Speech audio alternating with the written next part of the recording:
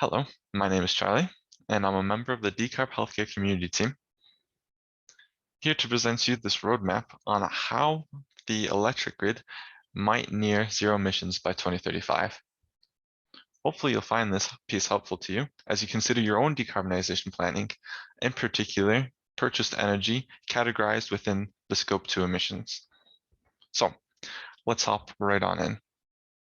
In 2020, the US emitted 1.45 billion metric tons of CO2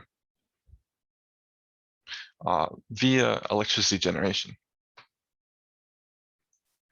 It is agreed by multiple sources, including the National Renewable Energy Laboratory, that the grid can be decarbonized up to around 80% by the year 2035. So how might that happen?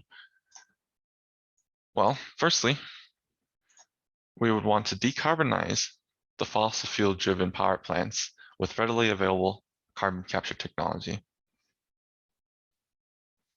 Additionally, we want to install many more gigawatts of green energy from solar, wind, and other technologies such as concentrated solar power. Solar alone could provide 40% of the US's power generation by 2035. The speculation is based off the fact that in 2020, we installed a record almost 20 gigawatts of solar power. If we continue this trend and ramp it up to about 60 gigawatts by 2030, we should be able to meet this 40% power generation.